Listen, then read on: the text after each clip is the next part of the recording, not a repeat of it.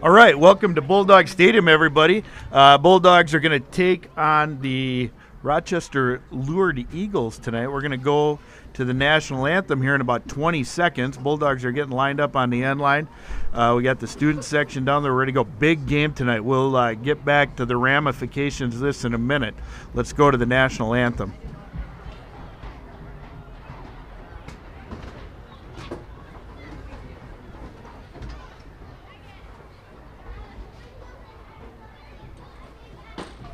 Good evening, ladies and gentlemen, and welcome to the 2022 homecoming game between the Eagles of Lourdes and your Plainview Elgin Millville Bulldogs.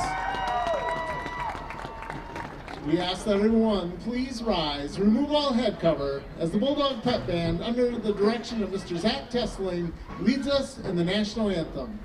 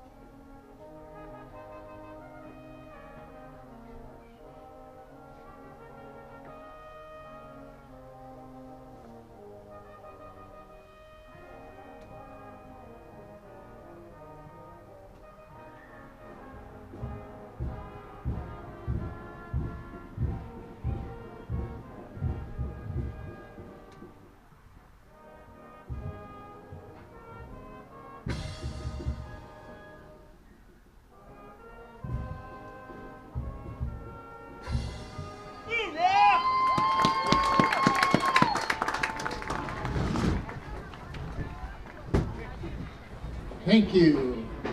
And now for your starting lineups. The Lourdes Eagles have been asked to be introduced as a team. They are coached by Mike Kessler, John Howard Carroll, Ben Whitner, Nick Jensen, Brent Lickney, Jimmy Johnson, DeMonte Nelson, Jeff Snyder, Marcos Kessler, David Hellman, Dan Bookman, Jimmy Brooks. And now, ladies and gentlemen, get on your feet for the Plainview Elgin Millville Bulldog football family.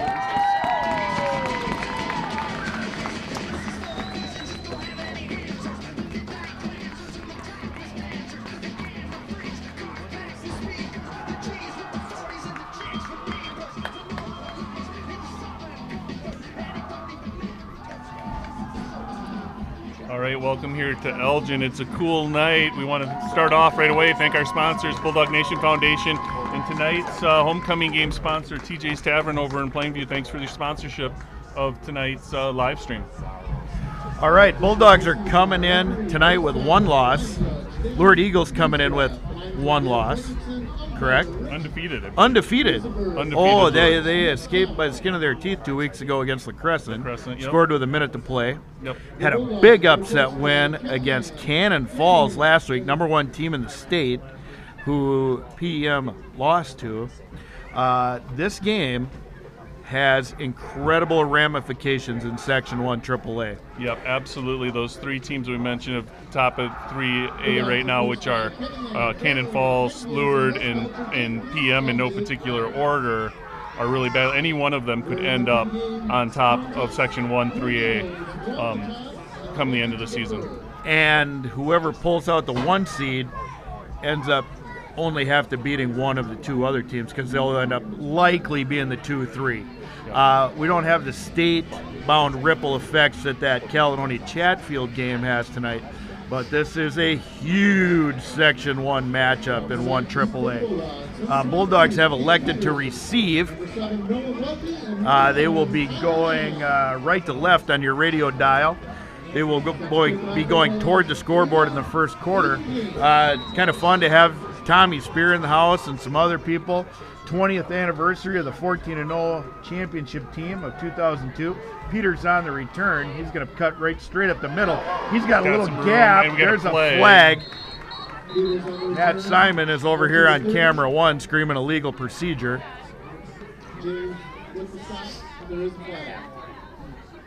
Peters there with that return's been electric all year, especially in the punt return game.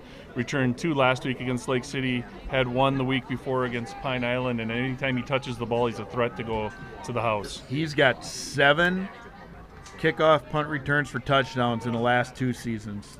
It's incredible. That is honestly incredible, and that is just beside all of his receiving stats and his defensive coverage and everything else. All right, we got the first penalty. He's going to go against the Bulldogs. Going to push him back a little bit. Block in the back is going to be the call on that one. Bulldogs will start at about, looks like almost exactly their 15, 1st and 10, first drive of the night. We will have, Colton McNallen is out there. Colton McNallen was a little bit questionable early in the week, but he is indeed starting on the offensive line over there. We'll see Lamb in the backfield. And do we have a running back? Are we going to go? No, who is the running back? Can you see? Looks like Brady Herber in the backfield with Lamb. We'll probably see a little RPO right off the top here. Hand it off to Martinez. Martinez flips it across to Peters there. So a little trickery on the first play of the game. Yeah. Aaron Martinez, number 4, took the handoff from Lamb, flips it back to Peters going the other direction, but Lure did a nice job there. Good football play, 4 yards. So 2nd and 6. Geez, just a beautiful evening. We had a little spit and rain earlier. Just that beautiful western sunset here at Bulldog Field in Elgin that we get every year. I think we got 2 in the backfield. Looks like Herber and Martinez. Lamb takes a snap. Martinez slips. Lamb is going to get wrapped up on a busted play. That's going to make it 3rd and long. All right, well, not the start that the Bulldogs offense has hoped for here, but 3rd down. Be interesting. We got Kyler Lamb, kind of a multi-threat here. Has just about as many yards rushing as he does passing this season, if not more. And it's been a pretty balanced attack for the Bulldogs all year, almost 1-to-1 in yardage, passing and receiving. I saw number 87 check into the game for the Eagles. I did not see if anybody went out. I wonder if they went to a 5 DB cover. We'll see here. It's definitely a passing down for the Bulldogs, but we'll get a handoff straight up the gut. It's going to be a good run, but he's going to be a little short. Be 4th and a short, too, I'd call it. We'll see if we see Ashton Kish come out, or if the Bulldogs are going to go for it in their own end zone early. Homecoming, you got to get that student section into it early. Get that student section going. That's true. Looks like the Bulldogs are going for it here. Keaton Richardson, number 5, runs into play to Lamb. I like the call, honestly. Bulldogs defense been playing lights out. If we can get a first down here with a big emotional lift, and I don't know if you don't get it, if it's the end of the world. Lamb's got plenty of room on that far side. He's going to get it easy. He's going to get an easy first down. He's going to skitter out of bounds to pick up about 9. Absolutely. Nice job there. There's good blocking on the outside by number 17, Quentin Lundeen. Seal that edge and get Lamb their easy first down. That's a great confidence builder for the Bulldogs early in this one. Yeah. I hope the student section was paying attention. Didn't hear much. They might not be quite settled in yet. Just a little chilly tonight. A little yelling will warm them up. All right, we got trips left here for the Bulldogs. All right, single Peters running by back himself on the far side. Yep, single running back set. We get that little bubble. Throws it behind Lundeen just a little bit. And there's no whistle yet. No whistle. Are they going to throw that? Are they going to call that a fumble? No, they're going to talk about it before anybody throws their hand up in the air, I think. Let's go to our own Gene Sarator, Mr. Tim Stilo in the house. Be the backside official will be watching that. So you're looking, he punched back, it's a backward pass. Okay. All right. Sarator says Nope. Eagle ball. And now come in and change the call. Sarator overturned. Yeah. Sarah wrong.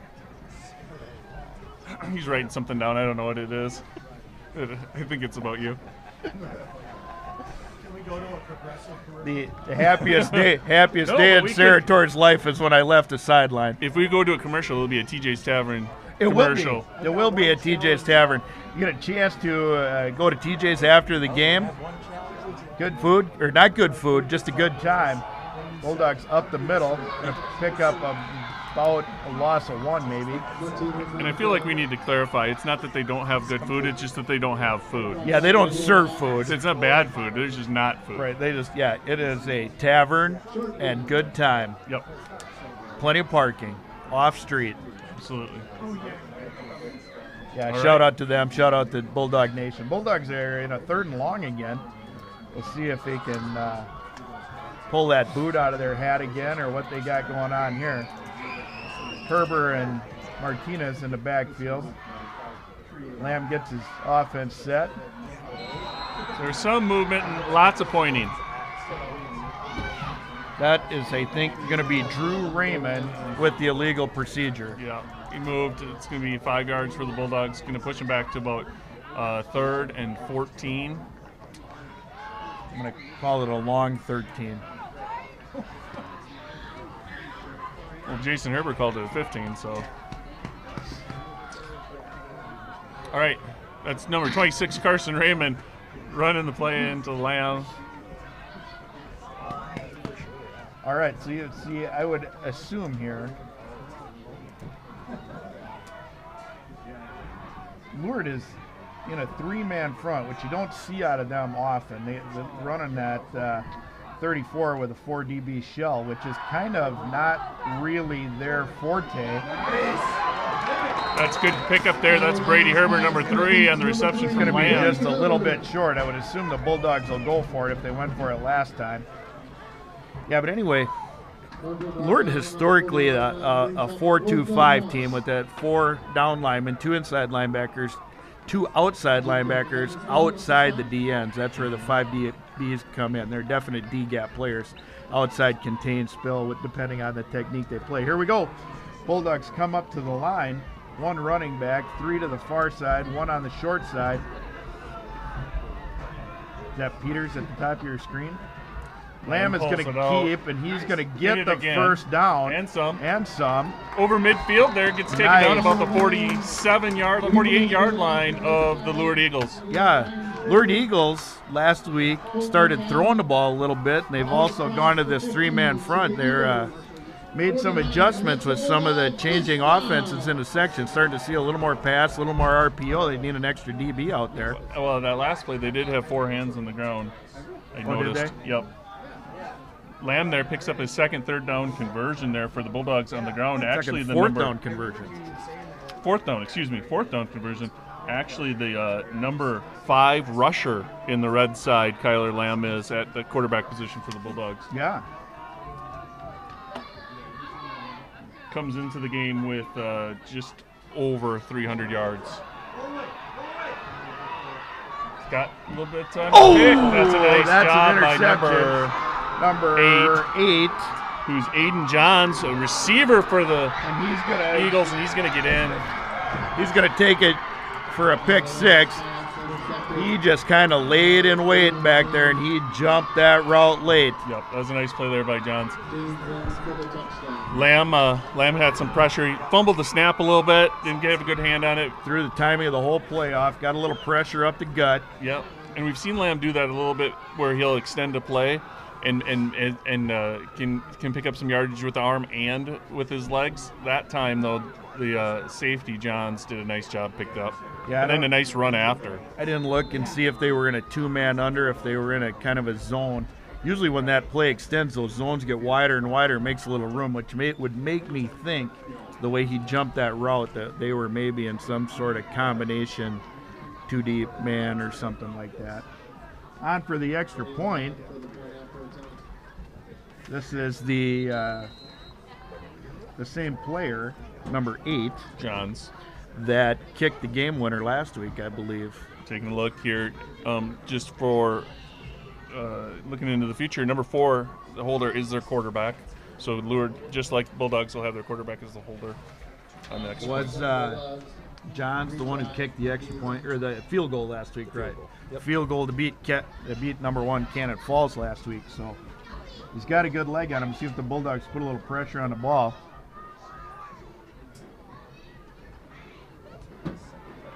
Kick is up and good. All right. We will see the Bulldogs offense again, unfortunately, after a one-play defensive drive. Sure. I was chasing the word in my head and finished my sentence. You know what I mean. Just, yeah. All right. Bulldogs not without success in that first drive, so I don't think anybody's panicking on the sidelines at all. I think, if anything, they might come out a little more fired up. Always a risk on homecoming that we come out a little flat. You know, you got the pep fest, you got the dress-up days, you got all of the stuff. And then lo and behold, there's a game on Friday night. Yep. Yeah, absolutely. It's kind of one of those things, lots of emotions, a lot of these seniors finally get to that homecoming game, and it's always interesting to see how a team comes out. Bulldogs had a couple of big victories there with the 4th down conversions, and then just the Lourdes makes a nice play there. Yeah. I don't think the Bulldogs necessarily did anything wrong on that play as Johns for the Eagles jumped that route, and it's just clean too. No bumping anything, just jumped it clean. One thing I have noticed on that drive is the DBs for the Eagles quite tall. Yeah. Yep. There's a lot of length in that defensive backfield, and a lot of size up front from the Eagles too. Right. You got here, looks like Lamb on the carry.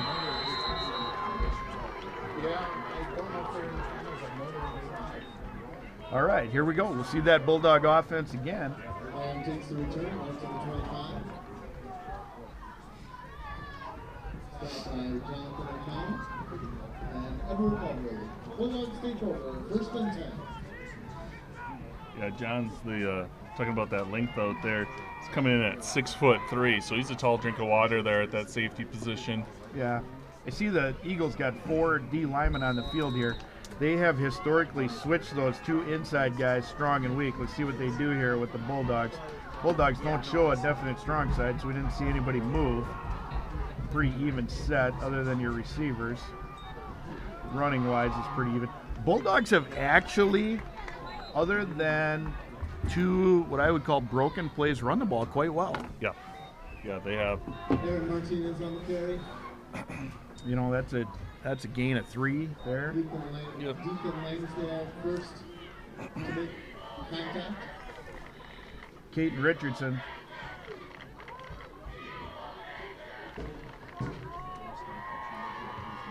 The Lourdes student section, quite loud. Quite bright. Were you talking about their wardrobe or their voices? I was talking about their voices, and I think you were talking about their wardrobe. Apparently, their student section was the neon theme tonight. Either that or road crew. I see a lot of yellow vests over there. Lamb pulls it down. It's going to be a pickup of 2. Yeah, it's going to make a long but manageable 3rd down. Will Rock with the slot. All right. If this is the first drive is any clue, though, this is 4-down territory. Yep, absolutely. I mean, I would guess if we would get within 4th and 2 or less, I would guess we will go for it. Trips right. We got Carson Raymond by himself down here on the near side. And in the backfield is Martinez. Him to run the deep route. Single back. Max protect. There's that quick Swing screen. out. Just can't quite connect on that again. That was the one we had a little controversy on earlier. Yep. I don't know if it's controversy, just a question maybe. Yeah, I wasn't sure if that was a linebacker on Lundin or if that was their corner, but he did a good job in press, pushing him right back into Herber. Mm-hmm. Ladies and gentlemen, Well, this is fourth a little longer than they've had to go before, but I appear to do be not. looking for it. Yeah, I Appear don't to be going for see it. Kish out there. Um, oh no, there he is. Yeah, there's Ashton Kish. Ashton Kish. Do we have a punting stat or no? I was going to say Ashton Kish got a pretty good leg on him. He punted all last year, all the way through the state finals. He gets another nice one away. He's got time. Nice coverage there. Lourdes fields it clean. Good coverage. There. That's Nolan Welke, the sophomore, on the punt coverage. Takes down number 3, Fix. Hudson Fix. Right away, Hudson Fix is the leading receiver for the 6'1" Eagles. senior, 155 pounds. Number 2 receiver on the red side, Hudson Fix is. Let's just clarify for the listeners at home, what is said red side? Go ahead. We have a red division and a white division. Red side is apparently the red division. Red division is all the 3A schools. The white division is the 2A. Yeah, Stat Keeper Deluxe Adam Oleg informs us that the red division is the 3A division and the white division is the 2A division. Yep. Is that what you just said? Logan Dietrich there on the stop. That was number 25, Eli Height, with the carry. He's 5'8", 162, and a senior for the Eagles. Haight. Simon report Hate. says that is Eli Haight. Like Mike Hate. Hate it when I get it wrong. There's a Bulldogs good pressure on the leading rusher for the Eagles. Colton McNeil That comes off was- the bottom of the pile. You know, we're early in the game. This is the first time we've really seen their offense, but it's at this point it's vintage Eagles. It's one tight end, eye backs, right? We'll see what we get. A lot of times we'll get a little B gap counter out of the fullback. Otherwise, he's going to lead to the ball pretty much every time because it's going to be that veer option, right? There we got one. Second back through is going to be the quarterback. He's going to be real close. I think he's got it. Does appear that way. That's Selner, the quarterback, 6'2", 170 junior. Oh, they did call. It was like they were late to move the chains. They thought maybe it was going to be fourth and an inch. Yeah, talk a little bit about there in the backfield. The Eagles had Caleb Akinbolo, and he is just a freshman. He's 6'1", 180. He's a big cat, though. He's a big cat back there, and he's the leading rusher for the Eagles this season. Gets back there in that 2-point stance. You can really see the field. Let's see if there's your pitch. Nice job there. That's that veer option. Is that Peters with the tackle there at the ankles? Here is the problem we run into with the option, similar to Cannon Falls. You got to tackle everybody, Yep. and when you miss one, that's the one that has the ball, unfortunately, usually. It's a home run offense. It is not a cloud of dust offense.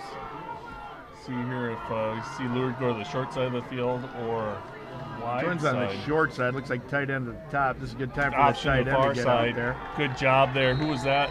That time it's McNallen with the tackle. And it looked like Dietrich took down the pitch man on the outside. So just like you said, they're hitting everybody on that option. Third and 7. The one thing when you're playing Lourdes and any option team as far as that goes is you have to play assignment football and you have to do your job every play. No less and no more. Do a little more, you make a mistake. Do a little less and you get beat. There's that little counter. There's a ninth grader who's got some room. He's got a first down out past the 45. Passing the room carry, brought down by number 7, Nolan Welke. First down and goal.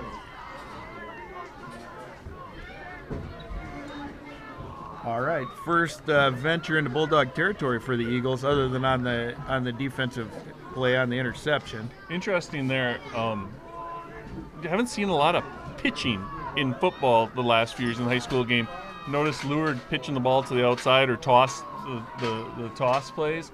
Have not seen that. With that wide open offense, there's been a lot more of kind of those zero routes to the outside and bubbles and things like that. Yeah, Who was it we saw the other week that had the pitchman in front? Was that Pine Island? No, that was a home game. Who was it? Who was that? That instead of the pitchman in the trail position, they had him in the lead position. Right. That wasn't Cannon Falls. No. Who was that? Pine Island was away. Lake City was away. But anyway, this is a little more traditional option look. First man through gets it. That time he's got some room. Got to beat Peters. Peters makes the shoestring tackle there at about the, we're going to call it the 27-yard line. On number 25, Eli Haight, 5'8", 160. He's 162 pounds. I would assume he's probably closer to 165. He looks pretty thick. Yeah. Senior. Yeah, he did a nice job there. Got it on the far side, cut it back against the grain, and just had Peters a beat. Peters, the sure tackler, brings him down. Gives the Bulldogs another chance to stop this drive.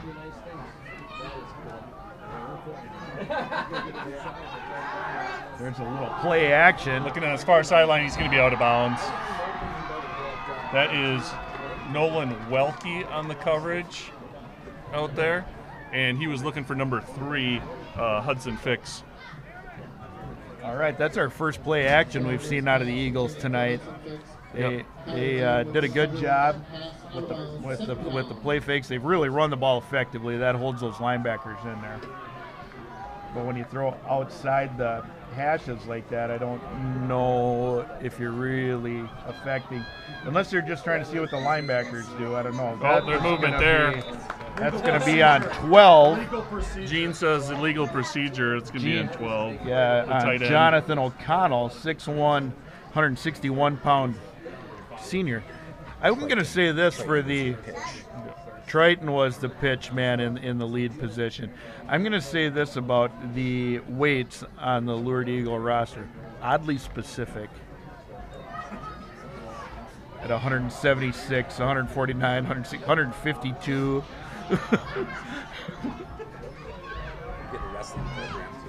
I feel like I'm looking at a wrestling quarterback's got it. Weigh-in sheet, not a And we got football another program. flag. I think that's going to be a face mask. Yeah. Got held up there. Linebacker came through, tried to get him. Looked like he tackle might have slipped up around the head, and they get him for a personal foul face mask. It's going to be 15 and a first down. Is that an automatic first down, Sater? End of the run. Okay. I mean, that one is at first down, but it's not an automatic first down. I love it when he says, yes, correct. I did. For 22 years, I never heard him say, yes, correct, coach. But now he says, yes, correct, Mr. Brighton. All right. Eagles with the I formation here. Thank you. Right, there's that fullback on that little inside veer, looks like almost. Yep. Interesting here, noticing in that last play for the Bulldogs, they've got Peters playing safety, and they've got Alex Hendricks, who had been playing safety the last few games. He's playing a corner position. Welke's playing a safety position, and I'm not quite sure. I guess maybe it's Lamb out there on that far side in the corner position. It might be. That's the end of the first quarter. Hey, I did not get a good look at this just because the way we're set up here in the booth. But I did see a logo on our live feed. Is that for TJ's? In Plainview. It's right on Broadway. Yeah, right on Broadway. Yeah. TJ's Tavern. Yep. Good times, good friends. Yep.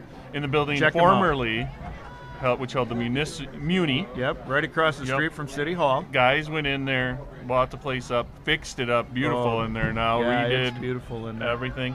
You go out there in the summers. I think it's Thursday nights. Yeah. Thursday nights, you might find some live music throughout the summer. Yeah, food truck. Popcorn truck parked there all summer long. Yeah, Clausen popcorn there. Also, the just lost my You gonna train be of okay? thought. You want? Yeah. I don't smell burnt toast. I'm okay. Nope. We want to thank TJ's Tavern for sponsoring the Bulldog Nation Foundation is where I Bulldog was Nation headed. Foundation. Bulldog Nation Foundation. Yep. I'm wondering if on that fullback keep, if we keep an eye on this, maybe one of my spotters behind me, I would venture to guess they are doubling down on our nose with that guard, and that tackle is probably going to the linebacker. They might have to make some adjustments on that, because they're basically kind of running an inside veer, but they're running it to both sides. Talking about double down the nose, I thought maybe this cold air was getting to me there. Got to clean out the stash. It's chilly, but we're not crispy yet, folks. But you know where you can warm up? TJ's Tavern right on Broadway. There's the Eagles with a short run. Bulldogs stack it up nicely. It's going to make third and about half. And by half, I mean 5. So it looks like Schrader, Kish, and McNallen in on the tackle there. Okay. I'm going to watch on this play and see if I can see if they got that guard coming down on Schrader on the nose. I would venture to guess it would be a little bit, if you watch NDSU play, it'll be a little bit like that, where the guard is going to come down on the nose, and if possible, he's going to go to that backside inside backer. That's going to be a first down that was for the Eagles. Selner held on to that, I believe, and just followed the back through with the ball. Yep, they're just loading bodies up. Well, actually, no, I think what that was is I think he did hand the ball off, and he immediately pushed from behind on that. He just followed him up and gave him an extra very nudge. Division I and NFL-like. Yep. I thought he pulled it and just ran behind the lead backer, but the running back came up off the bottom of the pile with that. Selner handed it off and got right behind him and helped him out. That's going to be a tackle for loss or right at the line of scrimmage. Stud linebacker Caden Priest with the Yeah. tackle. Having himself a nice little season and career, Caden Priest says. Got a list of yearbooks you need. We should throw that on yourself here. You know what I mean? All right. 2nd and goal from about the 8. Looks like we're going to have that. Might just be the angle, but it looks like Again. there's that NFL Division I style dive. They're going to say he was crossed. All right. The Bulldogs find themselves in a quick 13-0 hold with the kicker coming out. Selner again hands it off, follows up a little push there, runs it in.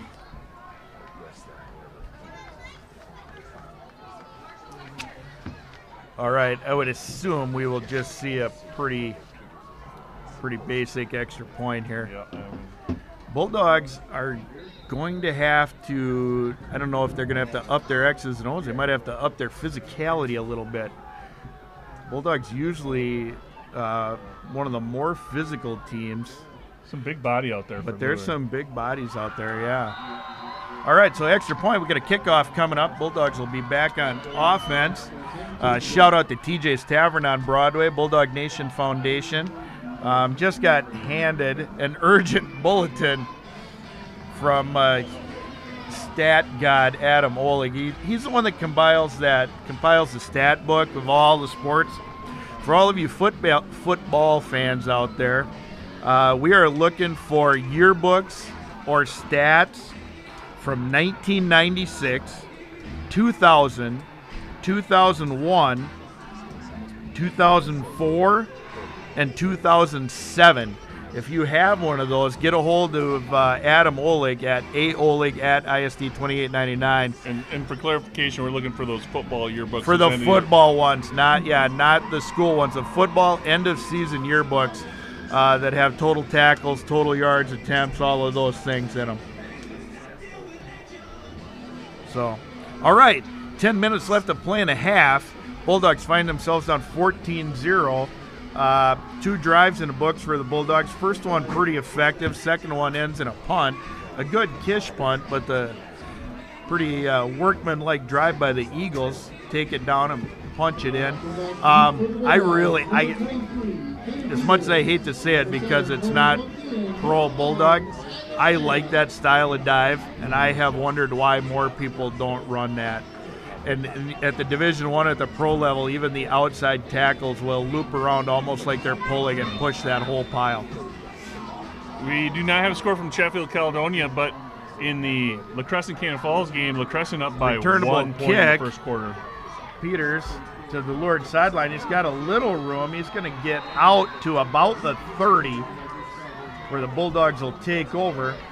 See that Bulldog offense. Kyler Lamb will call his signals. He's brought down by number 3, Fix. What were you going to say about the score? Cannon Falls down to La Crescent 7-6 right now in the first quarter.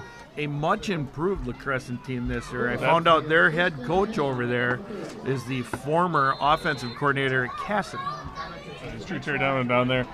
They had this Lourdes team down by 5 points with a minute and a half left. We were standing on the sidelines in Pun Island watching it, and Lourdes ran off about a 60, 70 Were they yard down run. 5 or were they down 1? They were down 5. Yeah, because they need a touchdown. Yep. Bulldog offense stacked up after a short gain. Bulldogs just trying to find a rhythm. They converted a couple of 4th downs, and they were kind of working on it, and then kind of have stalled the last drive. Had a 3 and out. Yep. We haven't seen them go to the passing game much. We haven't seen them hit Peters on the outside. We've seen a couple of them trying those bubble screens. I hope Lamb is not snake bit by that pick in those bubble screens, because he needs to keep his confidence level up. Hey, 20th anniversary of that Bulldog championship team in 2002. We got Tommy Spear in the box. We got Coach Bill Erkey up here wandering around. Oh, he's opening the flat. That's Herbert. Turns up field's got a little bit of room. Oh, he's got a little Cuts bit back. of room. It's going to be close to a first down. He's going to have it. He's going to have it. Yeah. Mr. Stilo on the far end, I got a question for you. Did you referee the 2A game before our game in 02? In 02 I did. Yeah, so you did the Kingsland game, finals game. Correct. Yeah, that was quite a year. 1A, yep, 1A, 2A, and 3A, all out of one conference, all state champs.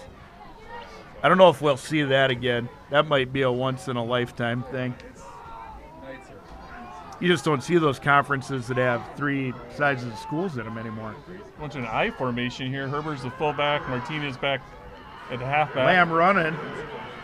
He's got the edge. He's got a man open. I don't Out of think he's going to bounds. be inbounds. I think the ball, I don't think anybody caught it. I think it was incomplete out of bounds. Yeah, that was number 10, Eric Nelson, a junior, on the coverage out there on Peters. Closed the gap nicely there when the ball was in the air. Yeah, I did.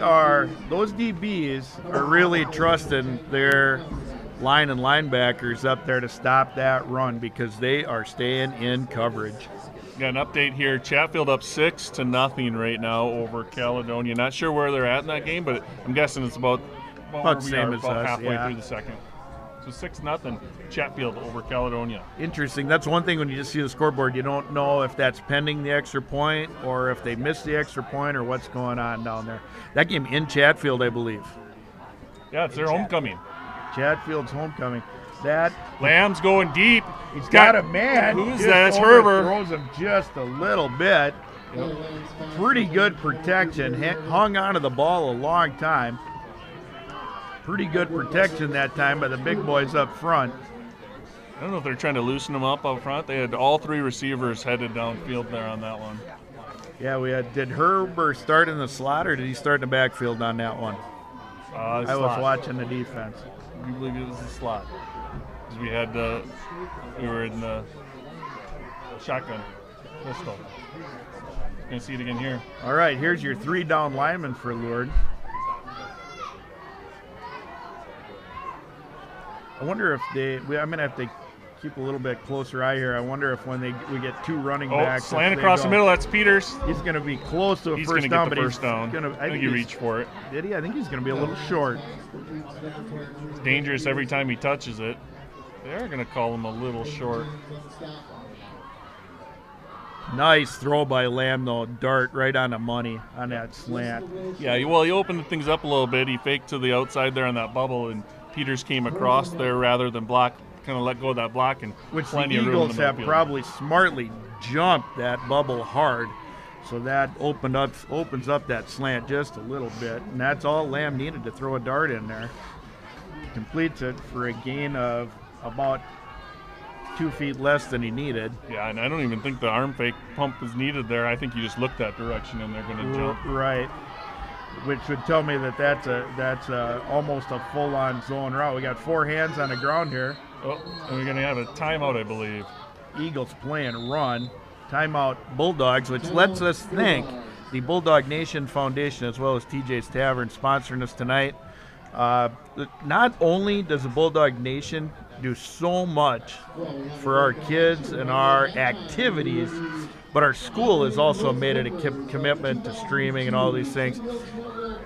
All of that, just cherry on the top. TJ's Tavern, sponsorship tonight. Swing by there after the game. Tell Tyler we said hi. Tyler and Jeff.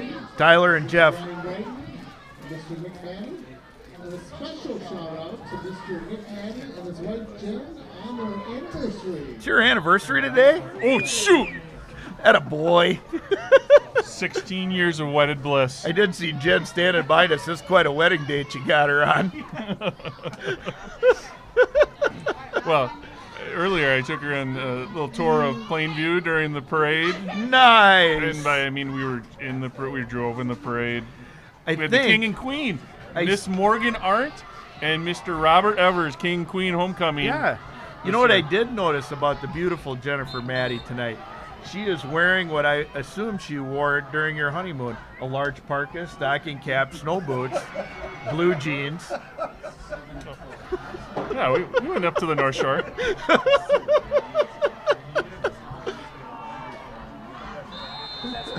All right, Bulldogs are going to line it up in I-backs, 4th and short here. Toss to the outside. It's Martinez got to get a field. Nice job. He's got it. Yep. Yeah, he's got it and then some. I'll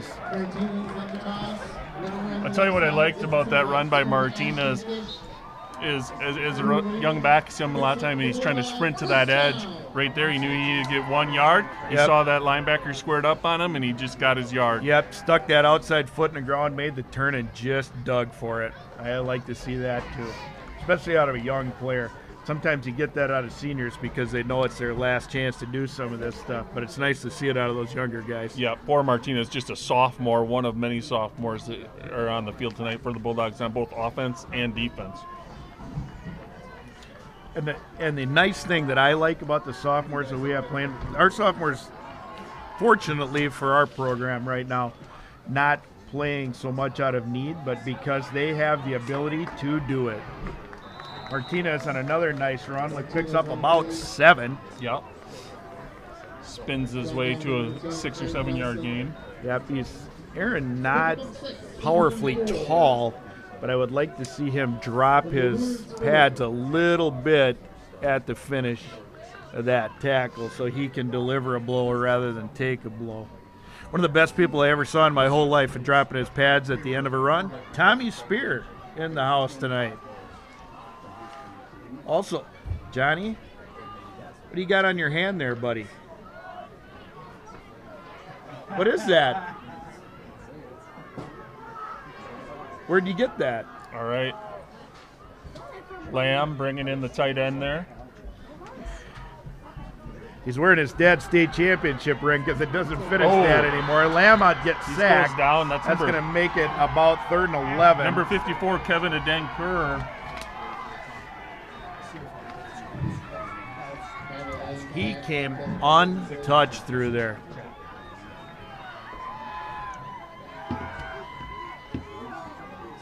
And who was that on the tackle? 54, Kevin Adenkur. Okay, 54. He's a 6'1", 191 senior. Down lineman, I did not see. It looks like he's a defensive end out there now. Yep. I don't know if he came on a little stunt. He looked to come up the middle a little bit. Maybe I just caught the edge of the play, but. All right, Bulldogs back in I-backs, under center, 3rd and 10. Second back through is Martinez. He's got a little bit of room, some blocking. He's going to get a first down and more. He's going to be all the way out to about the 25. Oh, they're going to call him out at the 30. Nice job there, number 26, blocking that edge, Carson Raymond. Another one of those sophomores. Looks like it might have been Rademacher out there, 63.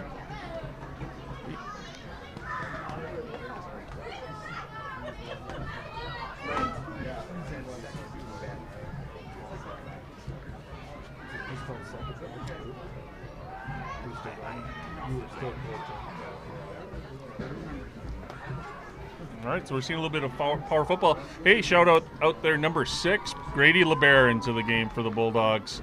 He's a senior coming off an injury, sat out last season. Bulldogs back in the eye, a little waggle action. Lamb is going to keep.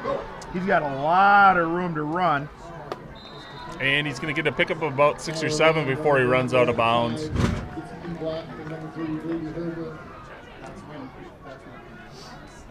But yeah, LeBaire coming back from a procedure earlier this year. First game dressing was last week against Lake City, and he's out on the field now playing that tight end position for the Dogs. Nice.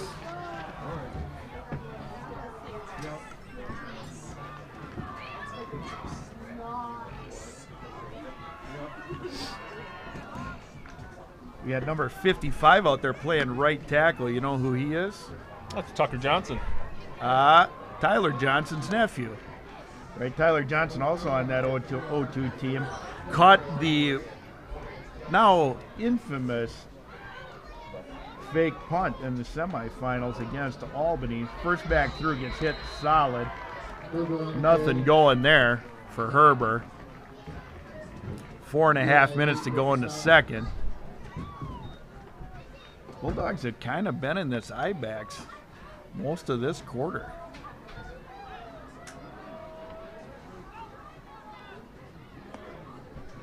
Lamb, a definite running threat on those I-backs when we get that. What happens, and I learned this coaching with Bill Erke on that waggle, is we're going to get a play fake and then we're going to boot out away from the play fake because waggle means run away. Run away. Lamb, a definite threat to run there, and then we get the fullback in a flat. That is a tough play. All right, good Twins left. Tight end here on the right is LeBaire. Hands off second back, that's Martinez. Wrapped up right away. Not much.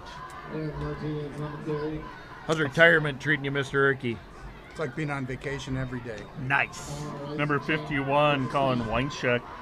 6'4", 230 junior on the tackle there. That's a dude. That's a big dude. Big dude. Yeah, as we mentioned earlier, some good size on that line. Bulldogs come up to the line. I-backs again. Herber at the fullback. Martinez at the tailback. Tight end on the right side. Oh! At his feet. I would like to see those receivers drop on that ball when they miss that, just in case. That would make my stomach feel better. Yeah, especially we already had a conversation about one of those. Yes, exactly.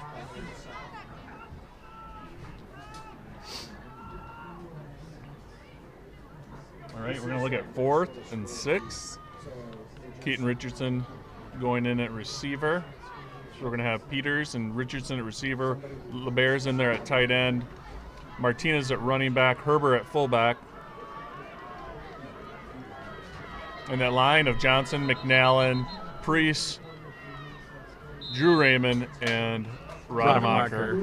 I think we had Grady LeBaire at the tight end on the far side. We got a tight end or a timeout by the Eagles. Yep. 3 minutes left here. They want to make sure they get the right defense, but also maybe save themselves a little bit of time on the clock here if the Bulldogs don't get it to get down the field. Right. 4th and 6, Coach Erke, what advice would you give if you were out in the huddle right now? What would you be telling the offense? Well, you got 2 plays to get the first down. You got 1 play, it's 4th and 6. Oh, it's 4th down. I feel like we're coaching against Albany. Yeah. We're not at our own 10-yard line. Well, they got to run all their routes to the sticks. Yep, we got to go to the sticks. And you got to throw for the first down. Yep, maintain. Yep.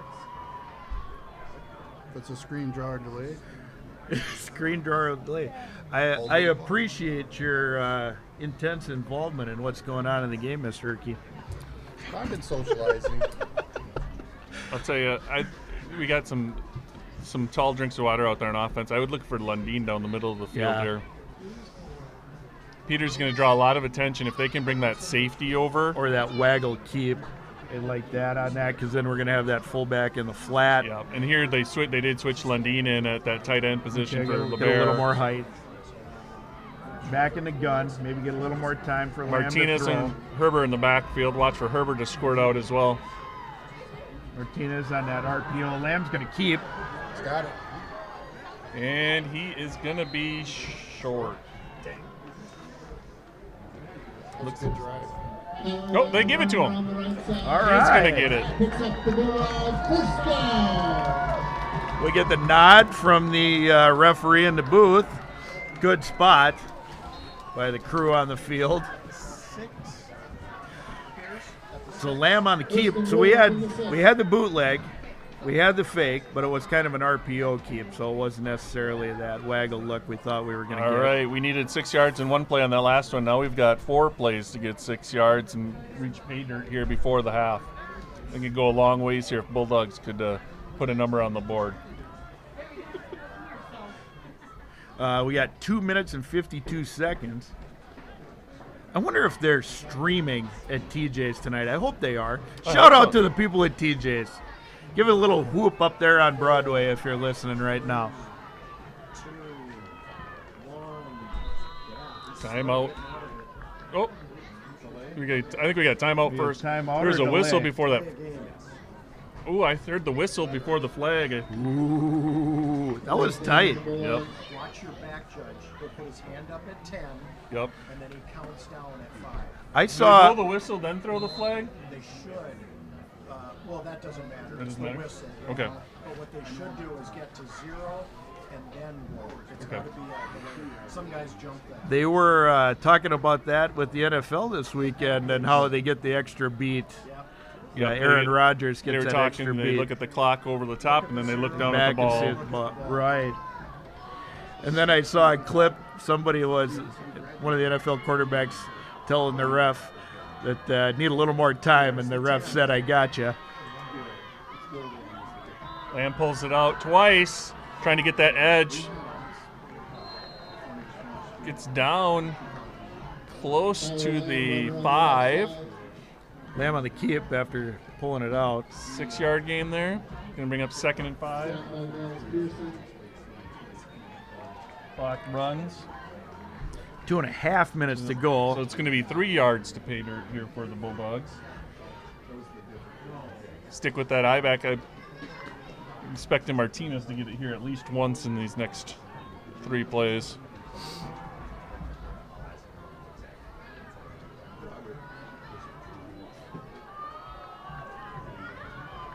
Bulldogs honestly not in a big hurry here. There's Martinez, and he reaches across, spins his way in. Touchdown, Bulldogs! Martinez, first touchdown, varsity touchdown ever? Ever. For sure this season. Yep, ever. Probably ever. Yep, Martinez did a nice job there. He's hit, spun, reached out, got across the line, and the Bulldogs put 6 on the board here with under 2 minutes left in the first half, excuse me. Now, one thing we got going on in the next 2 minutes here, we got to kick off to a very dangerous Lourdes team. We always have trouble with their specials. We don't want to give up a home run on a kickoff here. And then we will be kicking off to them again to start the second half, where we again don't want to give up a home run. We got to make them work for their points. Stick around. Oh, Bulldogs going for 2 here. Again, got the I formation. You got Peters out wide right here. 2 tight ends. Nope, 1 tight end. Where's the other? Here's my glasses. Lambs gives himself a little bit extra time. Over the top, puts it up for Peters, and he makes the catch. Peters Bulldogs. went in scramble mode there when Lamb got out of the pocket, came back across towards the goalpost, and Lamb hit him. Yep. That's a big touchdown. And again, here we got 2 minutes left in the half. Stick around halftime. We do have some of those folks from that 2002 state championship 14-0 team are in the house. We're going to recognize those guys at halftime. We'll introduce the homecoming court here at PM, and we're also going to have a slideshow from that 2002 season on the live stream as well. For those of you at home, I am definitely nodding in agreement with Coach Matty up here. I got a face for the radio, man. You got to nod louder. I do have to nod louder. Coach Roberts on the sideline exhorting the special teams to greatness here. We need a solid kick and a solid coverage here. I know right now This is Coach Oleg's least favorite play against any Rochester Lourdes team. I think the Bulldogs have given up at least one run back this year. This season, maybe last game, was Lake City? Might have been.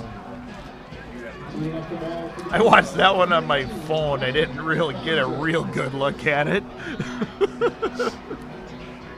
All right, it looks like it's going to be Fix and Johns, the receivers, back deep forward. They're not too deep, though, sitting at the 15. It's going to be Ryan Gastange kicking off for the Bulldogs.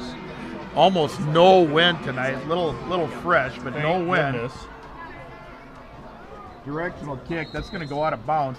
Let's see what the Lourdes Eagles opt. They'll probably just take the ball right there. Take it there and add 5. If you're Coach Jake Thompson, you make him kick it again because you make him run twice. I don't know if that holds true with 2 minutes left in the half. They're going to get a break here in a second. Oh, yeah, sure, but I'm just saying. It can't be correct as far as it's turned out. No, it's not up to date, but That was last night. yeah. All right, Bulldogs got their familiar 3-down linemen, 3 linebackers. They're all playing up close to the line, tight right, eye backs. We're going to get a keep and a pitch. Bulldogs wrap That's him going to be. up. It's got to be Dietrich over there again. It's got to be. I think Logan, is he playing that outside linebacker strong safety tonight? Outside. We've seen him everywhere from down lineman. We've seen him everywhere from down line last year in the state tournament, inside linebacker, outside linebacker, now a little strong safety tonight. Another one of those Bulldog sophomores, Logan Dietrich. Cannon Falls 14-7 over La Crescent about halfway through the second quarter. Quarterback keep. 1:15 left. Increase. Yep.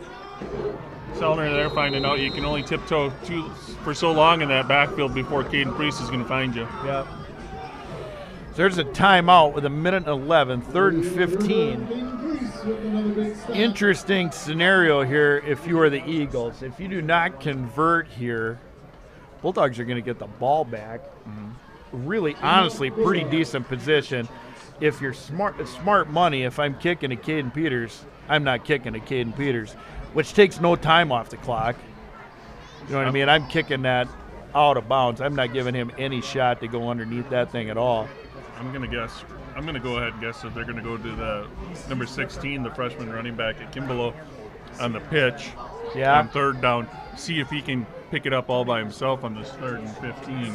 Are you thinking on an option pitch or just a straight just a regular pitch and let toss, him go? yeah. Yeah, that's kind of what I was thinking. Something that develops a little bit quicker. Don't get those Bulldogs a chance to get in their pursuit lanes. All right, Lourdes comes up to the line. They're going to have the eye back set. They've got Pete and Kimball in the backfield. Watch the tight end. Tight end on the near side here. He's going to go Makes the out pitch. deep. Sellner rolls out to the right. That's going to be a hold. That Lourdes is- very excited for the next 5 seconds. I think that's unfounded cheering on the other side. We've got a little laundry on the field. Yeah. Matt Simon over on the camera. Again, not everybody's got a nice winter coat like Jen Matty does. All right, I think we might have lost you there for a second on the live stream right after I announce it.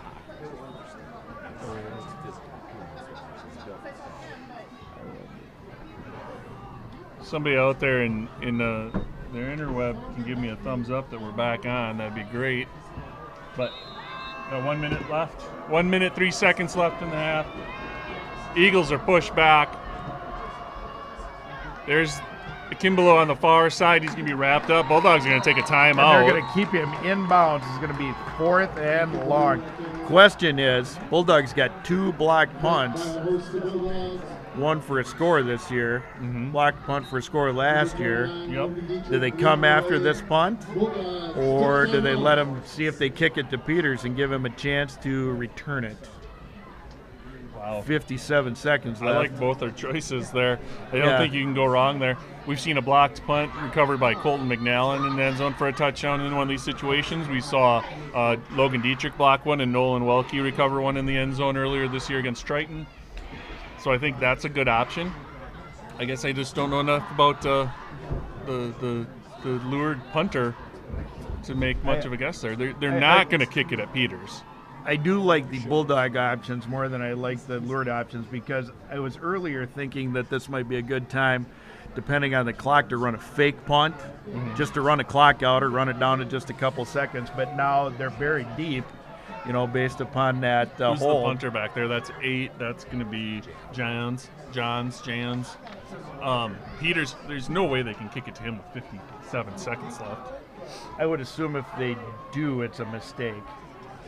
I mean, anything can happen with a high school kid. And that's why we love high school football. Keep an eye on those up backs. Snap goes through. He's going to kick it. Once away. Far sideline. Peter not going to get a chance. Going to kick out of bounds about the 45. I'd say that's best case scenario for Lourdes right there. That was best case scenario for the Eagles. It's a pretty good punt by Jans there. Gets it out to about midfield. Okay, Bulldogs, 51 seconds. Not a long time, but based upon their last drive, they're going to have to be a little more explosive if they're going to put points on the board in this drive. Yeah, they found more success so far in the game with that I formation and really handing it off to Martinez and Lamb keeping it off the edge there. But with 51 seconds left, I think they're going to have to be looking for Peters on the outside, maybe Lundeen up the middle. He's a big target.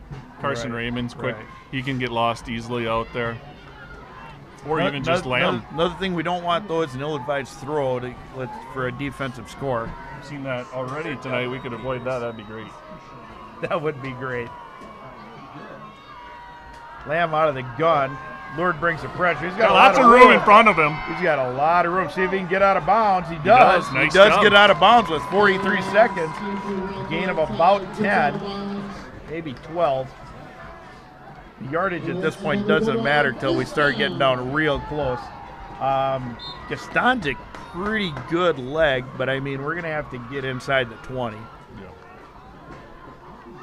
Well, and I don't know about the field goal situation. Extra points we've seen. We occasionally see Hepner too. Right. And both of them, I think, from a high school standpoint, we got to get inside the front 20 because that's going to be a 25-7. It's going to be a 33-yarder.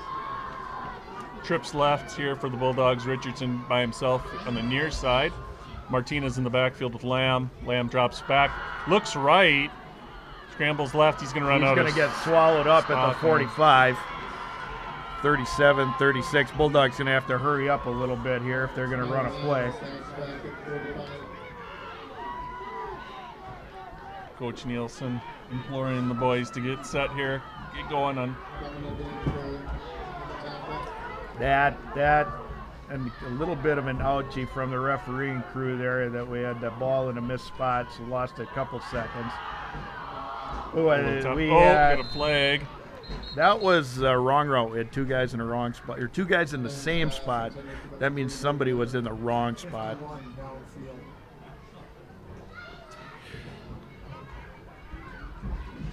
On that illegal procedure, it sounds like we're going to get an offensive lineman downfield, which is the risk you run on that RPO if you don't get rid of the ball in a hurry. I did see a couple calls on that at the Division I level this weekend too.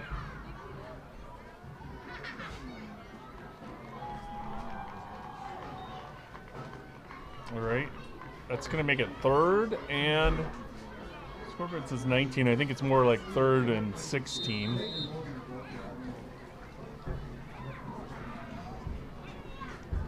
I think with 10 seconds left, it could be 3rd and 90. I mean, the play has got to try to get to the end zone or real close at this point. Yep. Maybe not 90 because then they'd be far, but you understand the point. You got Senior Lamb in there. You make a good decision here. Ooh, right up the gut. Got a little bit of room, and that's going to be the end of the half. That was kind of not the decision we were looking for. Did we get a quick timeout? Or nope, that'll be halftime. All right, Bulldogs down 14-8 at halftime. We had a quick pick six early in the game. Put 7 minutes left in the first half by Jans. Yep, put the Bulldogs in a hole early. Played even football after that. touchdown apiece by both offenses. Good, solid game tonight. Looks like the Cannon Falls was up 2 scores? 14-7. 14-7 on La Crescent, and was it still a 6-0 game on the I Caledonia haven't had an Chatfield? update since early in the first. All right, so we're going to go to halftime festivities here in just a second. I want to throw one more shout out to TJ's, and I want to throw one more shout out to the Bulldog Nation Foundation. All right, we are going to have some recognition here of the 2002 team. I think the guys are making their way down onto the field here. Once we figure out which direction they are coming in, we'll get that started. Bulldog phone operators behind us are showing 6-0 Chatfield. 6-0 Chatfield at halftime.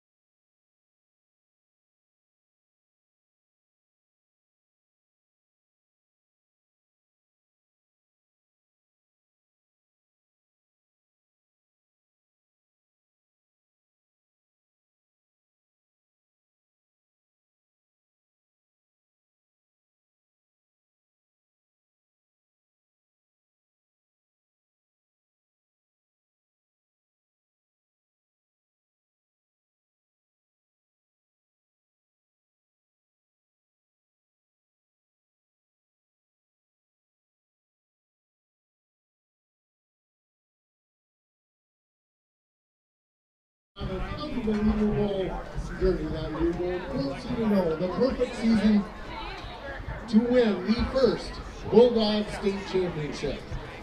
With us, members of that team. John Weaver, when your name is called, please give a little wave. John Weaver, Randy Spring, Tyler Johnson, Tom Spear, Clayton Cole, Mike Nielsen, Mike Pavelka, Benji Schneider, Jim Spear, Michael Caston, Mark Cohn, cheerleaders, Katie Lupke Johnson, Kara Shad Zabel, Ashley Reister, coaches,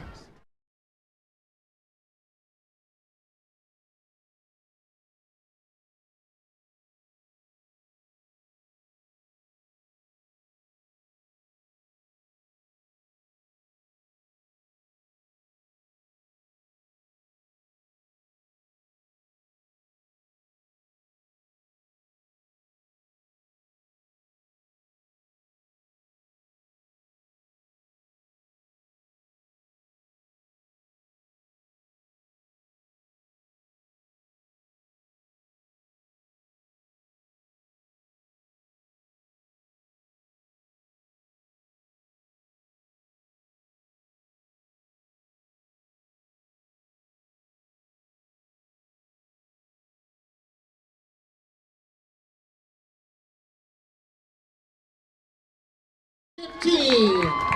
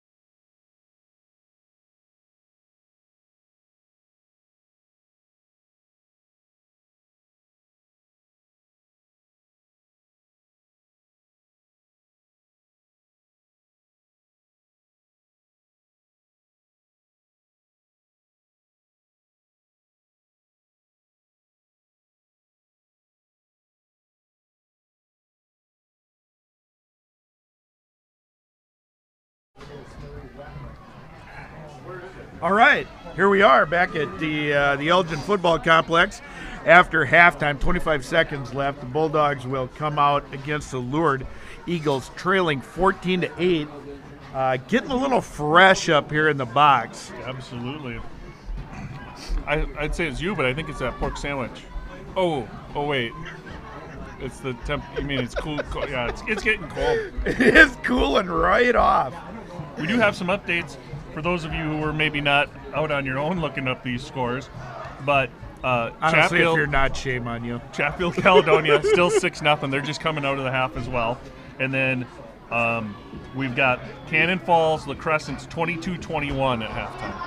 22-21. 22-21, Cannon Falls is up. That La Crescent team, I am interested in that game. Are you interested enough to drive down there? I might be. Yeah. I am sure my foreign exchange student from Italy, who literally thinks she's freezing to death tonight, is not going to that game.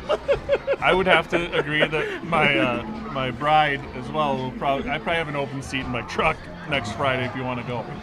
This one though here in Elgin is 14-8. Good homecoming crowd tonight, Mr. Flatham. What's the paid attendance? Paid attendance just over 1,200 people. 1,200. That's amazing. That's a great homecoming show out there. For a math guy, that's oddly non-specific. What was the actual total? I do not know. I didn't count it all. I just got a dollar amount in my head and I divided by 5. Why are you the worst person I know? Did you just say that to Jen Manny? Oh, I just caught a glimpse out of the corner of my eye. We're joined in the booth by Ed Hockley. Oh, wait, that is a different body shape. The arms are a big show there. That is a different body shape altogether on Tim Steele. All right, Gastanjic's going to kick off here. They're going to have Fix and Jan's back deep. He's going to push that. That's going to go over to Jan's. He's already got an interception return in this one. He has got a little room on the sideline. He's going to get taken out of bounds about the 30. That's going to be Martinez there that helped him across that sideline. Adam Oleg breathes a sigh of relief upon that tackle. Yep. Welcome back to the Bulldog Nation Foundation TJ's Tavern live stream of Bulldogs football. It's homecoming here. Good game, just like we expected, between the number 5 rated and Class 3A Lourdes Eagles and the number 7 rated Plainview Elgin Millville Bulldogs. It's going about as expected. Pretty much an even game other than Ball's one. out. Ball's out. We got beanbags on the field. Should not have a beanbag. Plainview thinks they have it. Lourdes thinks they have it. As with every football play. Lourdes going to keep it. Lourdes players slow to get up there. Mr. Hockley, can you explain why we should not have beanbags? Because that's a muff. That is not a fumble. Okay, You so have to have possession before there's a fumble. So that's a muff, so you would not take a spot from that beanbag. Thank you, were they throwing Mr. stuff? Hockley. I thought I saw something flying. Thanks, Ed. Thanks, Ed. It's up the middle. That's Haight. Pushes the pile for a gain of about 3. All right, it's going to make a 3rd and 7-ish. Yep. All right, 10:40 to play. First big play of the half. Third and Bulldog advantage. I'd say 3rd and 6. Keep an eye on Caden Priest here. Fullback up the gut. He's going to be short. Manageable though here in midfield. Will the Lourdes Eagles take a play out of the PEM Bulldogs book and go for it here on 4th down on their own side of the 50? I gotta think they're gonna. Yep, here we go. Watch for that takeoff the side to Haight with a little bit of a push from the quarterback behind here. We saw him do it on the second score of the game. Keep her to the left. Nope, fullback give. He's gonna have it. Yep, he's gonna get that one. God dang, I got a little frog in my throat. Verklempt.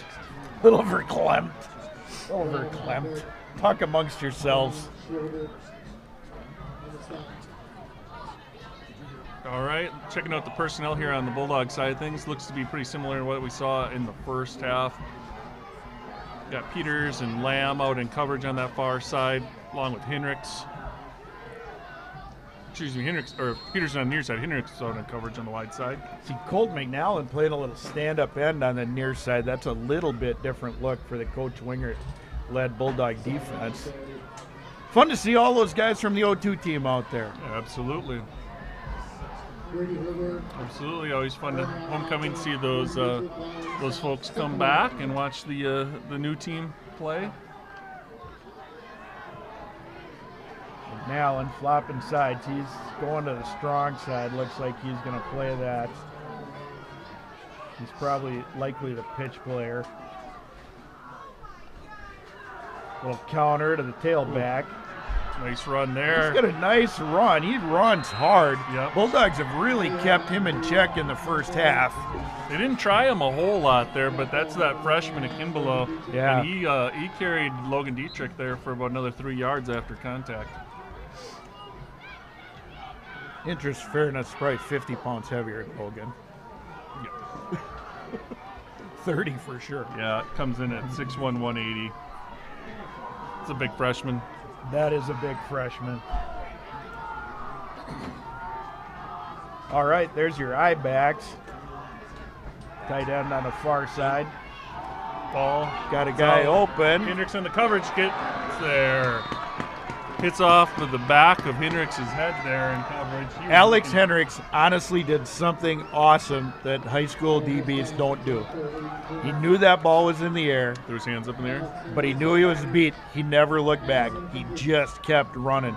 He let the receiver adjust to the ball, and he just kept running. And he did something that by the ball hitting me in the back, he went for the tackle because he was not giving up a touchdown. But the ball hits him in the back, so we don't have an interference play. Keeper off the far side. He's met right away by, who's that? Herber. Rademacher I saw in there. Yep. You don't want your quarterback to take too many of those. No. Even as an option quarterback, those hits start to wear on you. 3rd and 10. All right. This is a big down for the Bulldogs. Lourdes is going to likely go for it on 4th down here. So we got to get as little of a gain as we can here. There's your counter back to that big freshman running back. And Hendricks grabs an ankle, finished off there by Welke and Priest. I mean, I think he's got the 1st down, but the mark looks like a little short. It's going to be 4th and a foot. I would guess we would see the fullback Haight here based upon the first half. Number 25, Haight. Quarterback keep this way too.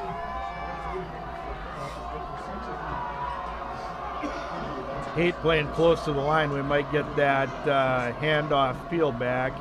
Nope, there's the sneak with the fullback right in his back. He's going to get it. Not by a ton, but he didn't need much. Second very workman-like drive we've seen out of the Lourdes Eagles tonight. Bulldog defense not giving up the big play. Probably the closest thing to a big play is we've given up that 10-yard run to that freshman tailback. He is good. It's going to be a long couple years watching that kid. Unless you're from Rochester. Sellner's got a man open. That's number 34, Parker Dunham. And that's a touchdown. I think he snuck across from the tight end. Tight end, yep. You absolutely did.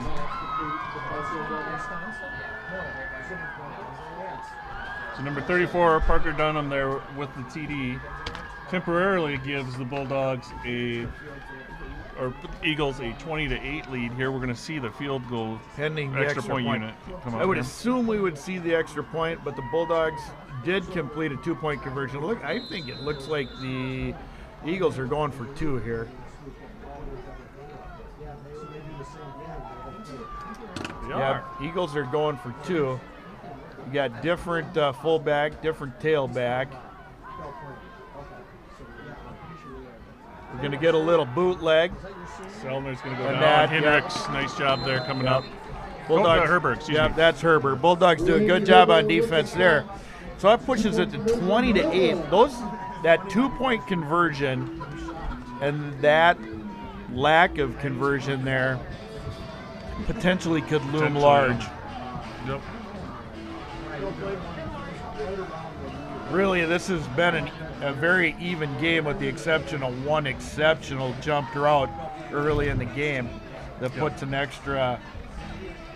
Tom Randy and Tyler Johnson. Awesome.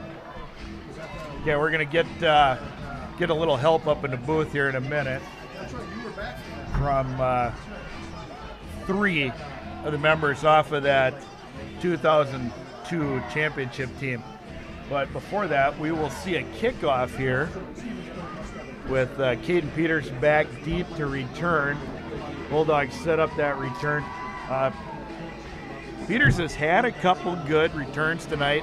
Would be a big emotional lift if he doesn't even have to take one to the house. If he could get on the Lourdes side of the 50 here. Yeah, we know a lot about Peters there in the return game, but all 4 of those guys back in that diamond pattern for the Bulldogs can return the ball. You got Welke back there, and Lamb flanking Peters up just a bit, and then Logan Dietrich in the middle of the field. All dangerous in their own right.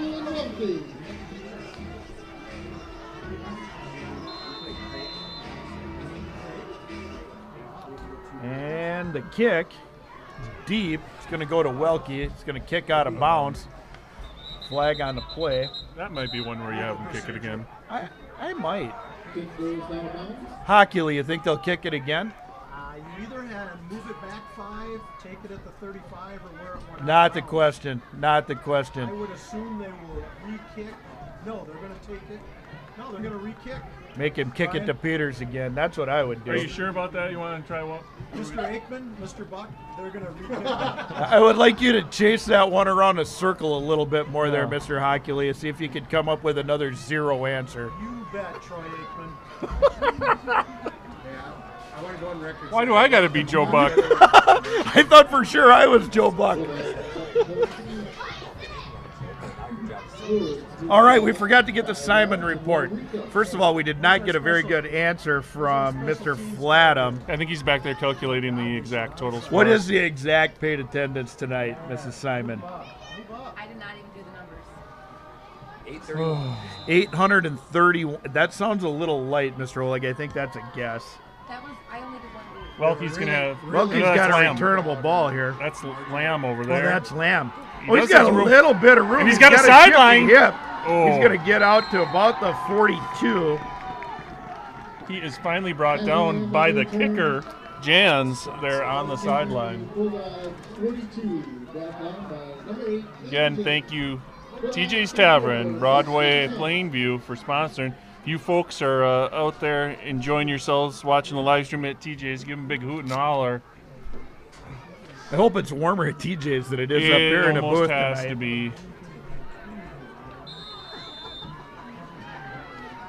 All right, Bulldogs come up to the line and that familiar, I don't know if I'd call it a pistol, gun, and offset. Got twins at the top, got a single receiver on the bottom. Martinez with the carry right up the Oh, middle. he's got a little room with a little spin move. He's going to be out over the I 50, think right in the middle of the paw Going to print. be awfully close to that first down here. Hey, while we've got it framed here, that beautiful paw print out in the middle of the field, Mr. Arsvold organizes that, and we always have some student help. We want to shout out that student help this week was Braxton Talugan, Hunter Tentis, Jamison Brinkman, Griffin Schneider, and Coach Nielsen out there putting that paw print together for us for the homecoming game. Thank you to those folks. It is something that was the brainchild of Paul Arsvold many years ago and has become kind of a staple on this field, and I don't know what we would do without it. I'm not up the middle I think again the there. first back through, I think, for no gain. I didn't hear a whistle. Yeah, no But I think whistle. the play is dead. They're spotting the ball. They're changing the down. I'm assuming the play is dead. What do you think, Mr. Hockley? It's dead. Okay. He was way more confident on that one. He was. We did get a much more confidence response. That 50-yard line reminds me of a story of when Caledonia played at Rushford one time. And Caledonia ended up short of the goal line on the sideline. They measured, was short of the first down, short of the goal line.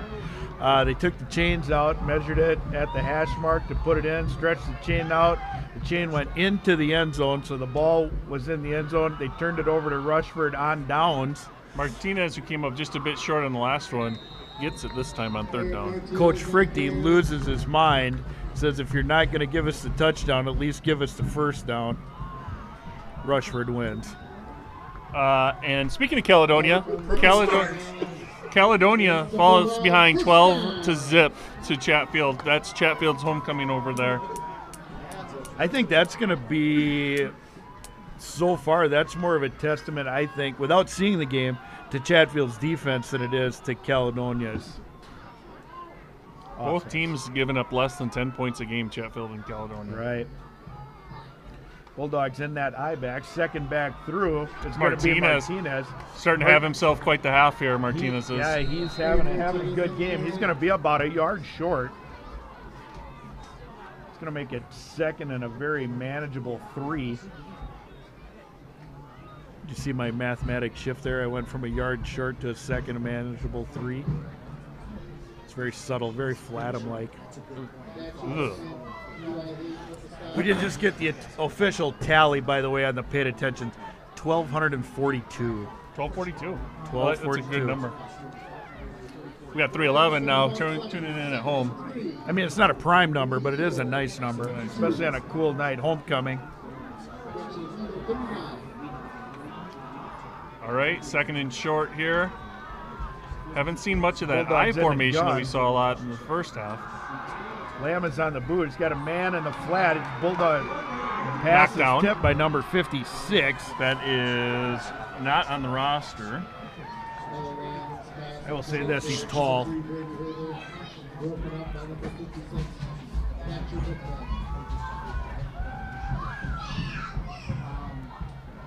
Didn't Still get didn't that. get it. Still didn't get it. All right. Nice play by number 56. Number Don't have a 56. name on him. Yeah. Here come the Bulldogs up to the line on now a third Now- and manageable. And now we're seeing that I formation that we saw a lot of in the first half. Yep. Lamb will give it to either one of the backs.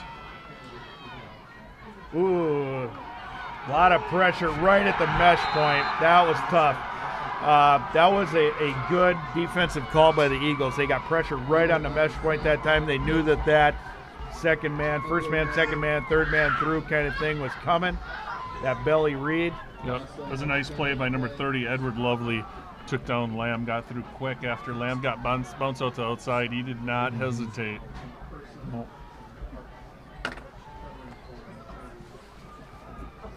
All right, so 4th and 11.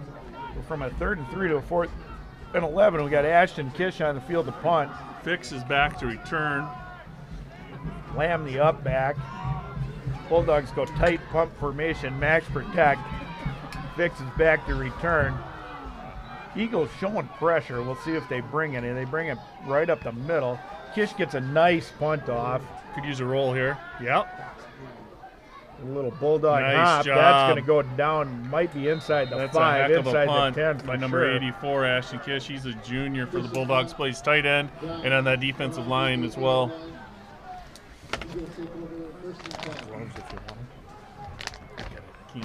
Oh. All right, so Lourdes going to take over here. It's 56 now. Okay. And then Nels Pearson's number 2. 21. This is 2.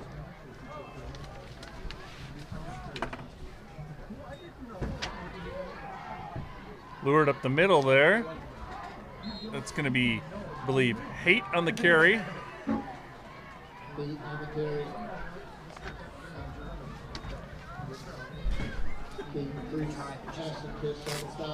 Caden Priest on the stop. We almost never hear that. Dude's got to probably have 10, 12 tackles already tonight. Never gives up on a play, Priest. No. I think I will say this for the defense is really kind of built that funnels the ball to him. He's the finisher. Yeah, McNallen there on the stop. 3rd and 1. Bulldogs happy to have McNallen back on that defensive and offensive line tonight. If I'm Lourdes, I'm either running my little dive with the peel off, I'm running counter to the tailback, or I'm going to see if I can bleed my tight end out. There's that dive. He gets hit right at the line. Bulldogs might have stopped him that time. Let's see what the spot is. Far I side. think he's going to be short. Yeah, far side for sure has got him short. Pushed him back even a yard. That does make for an interesting call here now.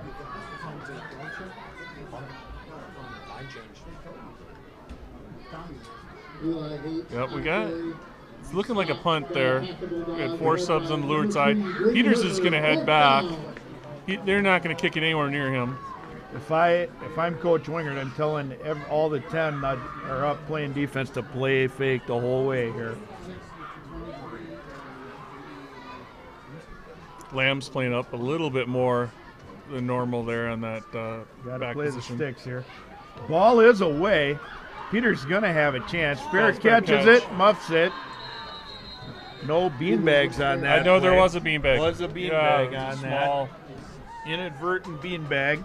Good. Number 86. All right, Bulldogs will take over on the Lourdes side of the 50 for the first time tonight. I don't know if it was if they were playing that fake and so Lamb was up more, but Peters is pretty quick to call that fair catch there rather than running. You would have had some room there, but he didn't have the protection that he normally does because Lamb was up about 10 yards further. Right, he also didn't field it super clean. Well, he called for the fair catch before that, but Once again, Tyler Johnson, ring spring, Thomas Beard to the press box, please. All right, so here we go. Bulldog offense in the gun. Lamb takes a snap, gives a handoff to Martinez up the middle. He's going to be lucky to get back to the line of scrimmage. the Lourdes front line there finally decided they better. Randy's trying to feed his kids, but he'll be about 5 minutes. Tommy's here right now. Lamb's, Martinez has been carrying the load here for quite a bit in the second half. Lourdes sniffed him out there, and that's going to bring us to the end of the third quarter of the Bulldog Nation Foundation live stream here, also sponsored by TJ's Tavern. And that's the end of the third quarter. You know who we have not seen tonight? Newly minted Bulldog legend Darren Strozel. I'm sure he's here. He's spying around somewhere. Probably out in that student section, keeping those kids in line. Keeping those little rapscallions in line. Rapscallions. All right, so we'll go to the fourth quarter, 20-8. Pretty even game so far. TJ's Tavern broadcast, Bulldog Nation broadcast. We got a jump route. We got 3 hard workman drives. Lourdes is up 2 possessions, which makes it tough for the Bulldogs because the yards have not come in big chunks tonight. Been a pretty clean game penalty-wise. I mean, we've had a couple of legal procedures, but nothing horrifying. Pretty clean game that way. I think the refereeing crew probably knows that they're being watched from the box up here tonight. For those of you that aren't aware of what's going on, we actually have a crew up in the booth tonight that is providing feedback to the refereeing crew post-game tonight. So we've had a little fun with those guys. God, it's been a great night for football, though. Yep, and we're going to take a little tour around southeastern Minnesota. That Chatfield Caledonia game still 12-0 at the end of the third quarter. La Crescent, Cannon Falls up 30-28 with 7 minutes left in the third quarter. And again, as Coach Brighton said, it's 20-8 here. Bulldogs ball. I-backs, Lamb under center. As that second back through on the counter, Martinez breaks a high tackle, is able to fall forward for at least one more. Ends up picking up about 4. Is going to make it about 3rd and 6. Starting to see on both sides of the ball some guys a little slower getting up, some guys limping a little bit back to the huddle. I think on a cold night like this, it's going to be a good test of these young men to see who's going to dig down and finish this game. Yeah. Well, and with under 12 minutes left in this game, Bulldogs, who've been relying kind of on that power run game so far in the second half, you're gonna have to open it up here before too long. Lamb has had a lot of room on the scramble and the edge in the first half, has really been bottled up pretty well by the Lourdes defense. I wonder if their coaches got those DNs playing just a little bit different, playing him a little slower, getting depth of the ball. And the other thing, both Eagles fans and Bulldogs fans are probably more accustomed to hearing the names Peters and Fix catching the ball on the outside, but those guys are matched up and across from each other all night long, and they've been canceling kind of each other out. It's kind of a 10-on-10 game when those two are on the same side of the ball.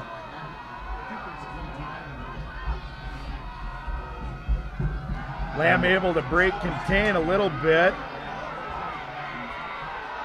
Comes back this other way. He's got some room now. Gives it a little Franz There's Tarkington. Oh! That's a rare drop by Peters, a rare drop. Not often you see it hit one right in the hands and him not pull that in. Lamb does a good job getting out of trouble. Peters does a good job finding open space, and it just, dang it. Yep. Just bounced right off his hands. Yep. That might, honestly, and this is a little bit on both sides of the ball here, might have been a little bit of factor. First cold weather game we've had. Bulldog front line is going to have to buck up here right now because they're going to get a heavy dose of this Lourdes running game. Yeah. There's your fullback, Sellner quarterback. pulls it out. He's got room. Brought down by Welke, the safety. After a Saves gain of a about touchdown. 15, yeah. Problem you run into here now defensively with 10 to play is you start trying to make some stuff happen, so you might miss a tackle that you were normally very sure on. Lourdes Eagles with a fresh set of downs.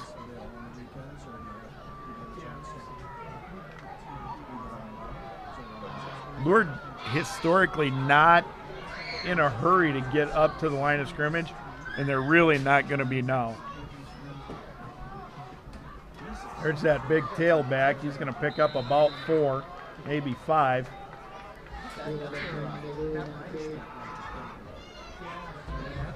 I have been impressed with that kid tonight. He is runs hard. Runs hard, shows good burst of speed, good pad level, especially for a 9th grader. Right, he's pretty mature football mind. I mean, he's able to finish his runs. He's able to do the things that you expect out of an older back. And then the other side of things for the Bulldogs, we're seeing the same thing out of young Aaron Martinez, the sophomore. Absolutely. That's first back through that time. First back. Bulldogs right at the mesh point. It's going to make for a third and 5-ish.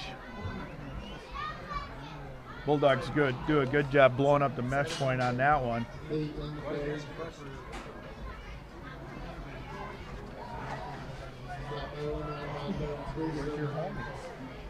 Third down.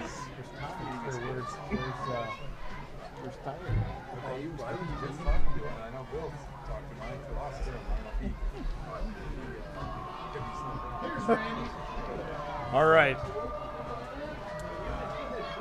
I am going to relinquish my seat. I don't know about Mr. Matty. I'm going to get 2 Bulldog legends in here, and they're going to call a little football for us.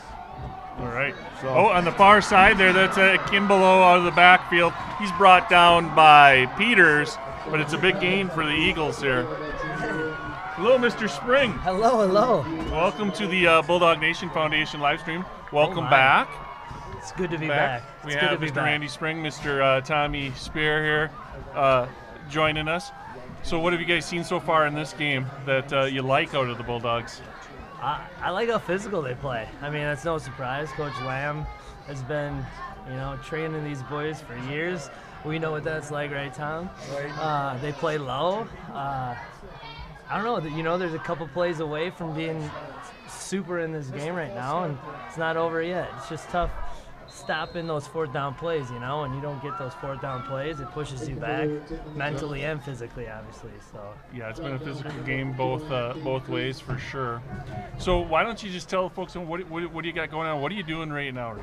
I'm being a present father, being a present husband. I stepped away from 13 years of coaching high school football to be at home more. I don't think I'll be out of coaching forever, but thoroughly enjoying coaching my own kids' teams, being a better physical educator for my school, and I don't know, taking some more breaths. You know, I got three kids. One's 3, one's 6, one's 8. So every day flies by, and I kind of want to remember a little bit of it. So. All right. How about you, Tommy? What do you got going? I'm a father of an 8-year-old and a 3-year-old, and still living in Elgin. I don't think I'll ever leave.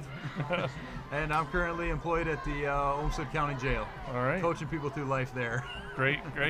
So how's the feel here at the Elgin Field versus when you guys were here back in 2002 with the crowd and the lights and all the stuff going on here in the homecoming?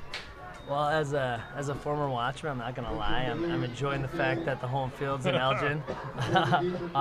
No, just driving over here from the cities and seeing the lights from a far distance, I immediately got the feels. Having my 2 oldest boys in the car with me, we had tons of conversation between Ranky's Corner and here that brought up a lot of good memories. And I don't know, just seeing all the black and gold again, and you know, the small town pride that flows through these 3 towns is just like nothing else. And it's never left me, but I remember all of it when we come back. You know, it's been a long time since I've been back. So sure.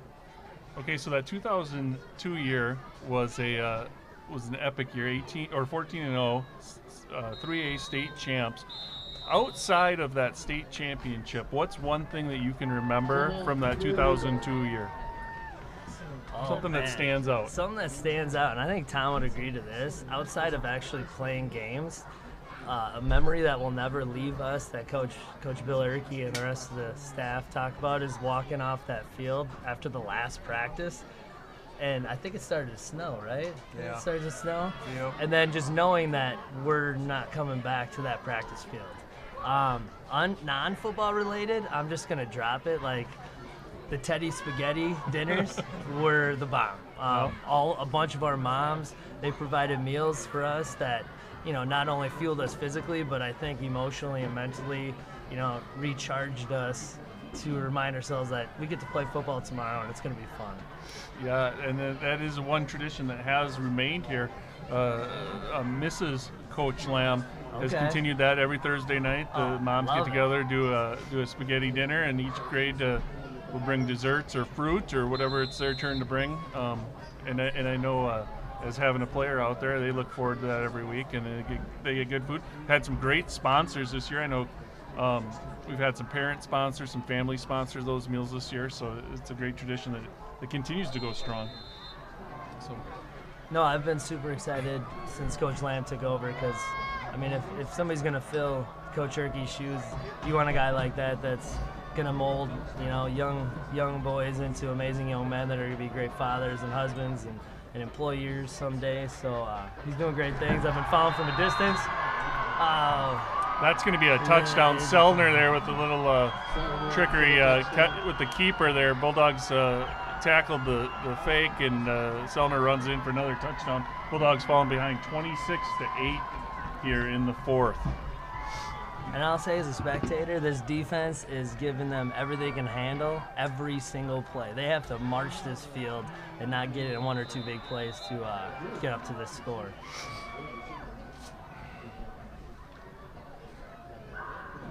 All right, we're going to see the extra point team out here for Lourdes, trying to make it a 19-point ball game.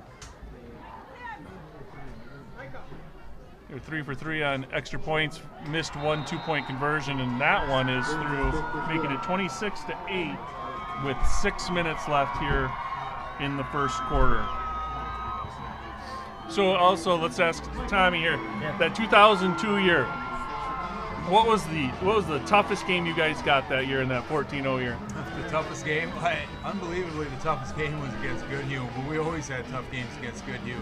What was the final? Was that 7-0. 7-0 against Goodhue. The year before that, it was like 42-41. For some reason, I don't know. We just shot ourselves in the foot a lot that game, but I wish we could say we, had better performance. That was probably our worst performance all year. But we'll take the win. Winning's winning. One of my favorite wins that year was actually against Lourdes. The last time we stepped foot on a Plainview Elgin Millville football field was against Lourdes, and we spanked them 41-14 in the section championship.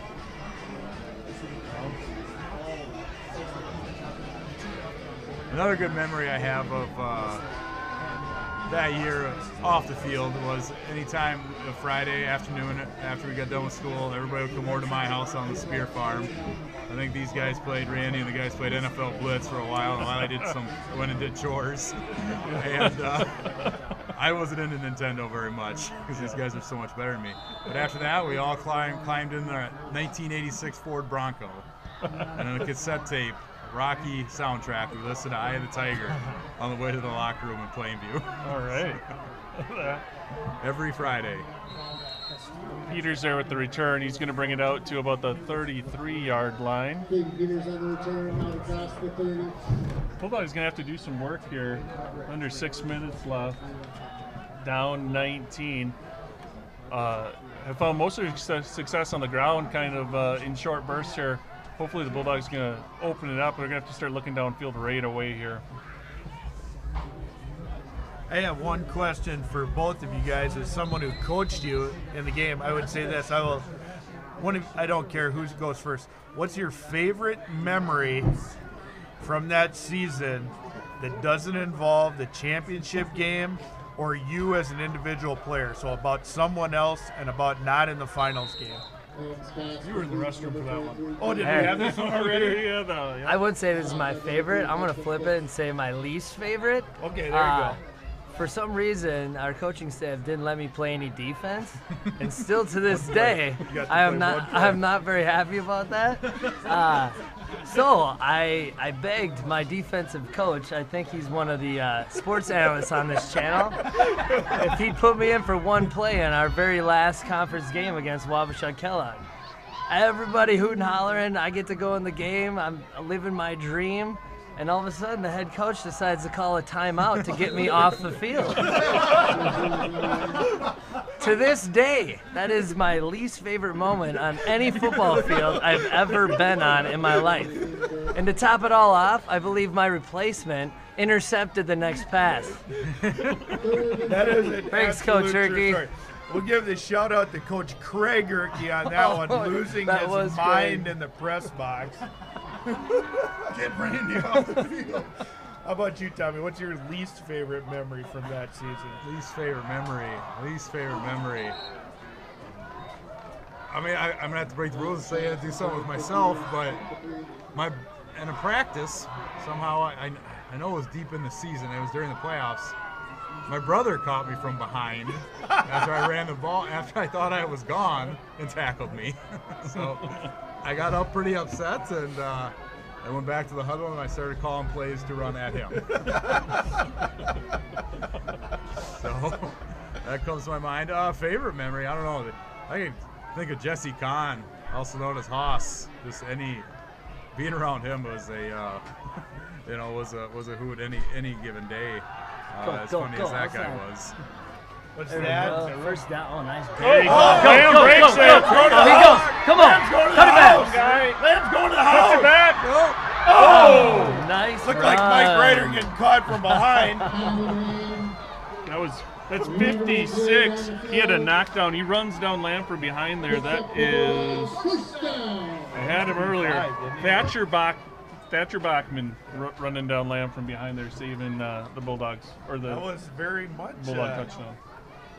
Very much Mike Ryder, like on a leg will keep first play from scrimmage. Quickly before we jump in this next play, Coach Brighton, I will answer. My favorite had to have been when I fumbled the ball against Lake City and was able to sit on the sideline and watch our defense stuff them on 4th and down. to get us to the section championship, and watching Tyler Johnson do Superman dive over the top of the pile to clinch that game for us. Sam's got Peters.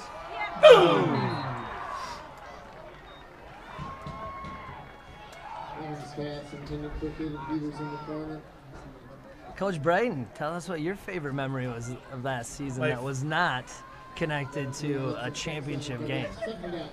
Oh, I got quite a few. I got a lot of mine involved the headset. When we were in that 7-0 game against Goodhue, Coach Craig Erkey is yelling at me in the radio. Like, I can't even hear myself think. He's screaming so loud. He's in the wrong place. He's in the wrong place. And I can't even get a word in edgewise to say who and where. Face mask. Face mask. Come to find out, we had an outside linebacker that was playing inside the defensive end instead of outside the defensive end. But we didn't find out till after the game when Craig explained it to me and drew a picture because he was so busy yelling at me on the radio. Here's another one. When Coach Bill Erkey called the fake punt against Albany with Tyler Johnson catching that underhanded pass from Bobby Desner, Coach Lamb and I both walked back to the water jugs and tried to keep each other from puking the entire time. And we just listened to the crowd for a good outcome. Tyler Johnson playing Superman once again. That snaps over Lamb's head. He's going to be in some trouble here. Throw it. Oh. Making chicken salad right now.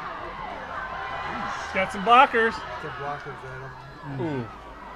It's back almost to the original line of scrimmage. Yeah. It was a nice job by Lamb getting some yardage out of that one. It's going to get back to, it's going to be 4th and 11. Bulldogs obviously going to go for it here. I also remember, I think it was at Goodhue when Jesse Kahn hurt his ankle. You guys remember that? Yeah. And he laid on the field howling. That was we a bad got one. him. And Jesse Kahn at that time, if you know Jesse, he's a shadow of the man he used to be size-wise. Jesse was probably about 280, and we got him off the field limping.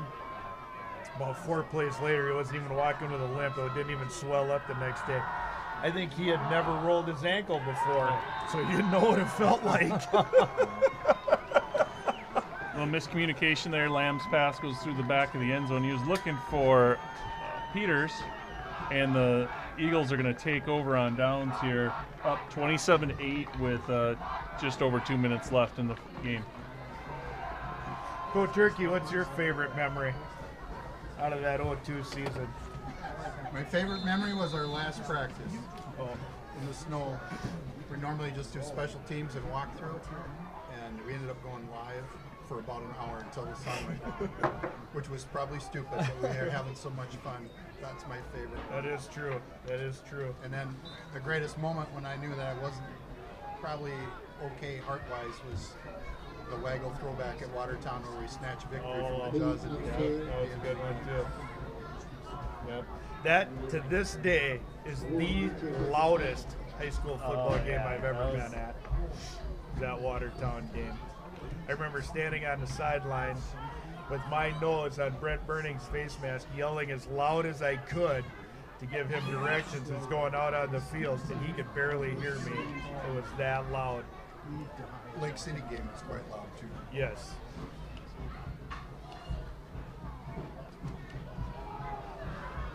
Lord, we're going to get probably a big dose of dives here. Yeah, we got less than a minute and a half left here.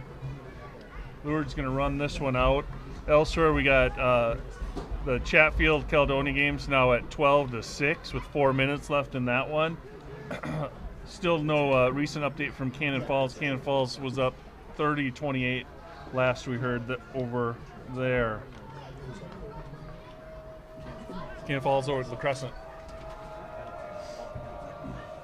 So this was maybe while I was out of the box too. When was your last year coaching football? Randy? 2019. 2019. Yeah. So 3 years ago. Yep. Yeah, so you're on this. You quit the same year I did. Yeah. I must say though, I've had a good time coaching flag football, and Selner runs for the first down for the Eagles. Gets out of bounds, going to stop the clock, but probably going to see victory formation here. Yes. yeah, I'm just gonna throw a quick shout out to this group of people that are running this, including these two gentlemen that are so well spoken on this YouTube channel.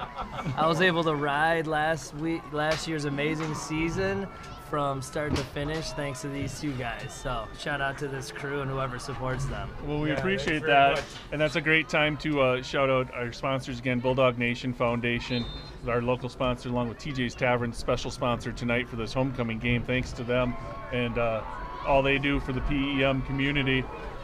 That's going to be it here from Elgin. Bulldogs fall 27-8 to the Lourdes Eagles here. Eagles going to climb in the rankings again this week, number 5 in Class 3A. Bulldogs are going to fall a bit. We're going to wait anxiously, though, and see how that cannon falls. But all things the same here.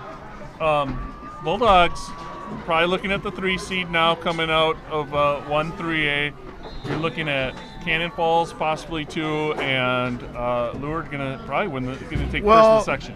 Yeah. Unless something weird happens. If the schedule goes the way it looks on paper, but we don't play the games on paper, but it's looking like Lourdes is in the driver's seat right now for sure. Yep, they finish up their season next week. They've got Zumbrota-Mazeppa, followed by Lake City in the last week of the season. Plainfield and Millville. We're going to be at La Crescent next week, so no live stream next week, but the final home game of the season is going to be Zumbrota-Mazeppa. That's going to be sponsored by People's State Bank. And that'll be on a Wednesday night. That's going to be a Wednesday night for this MEA game.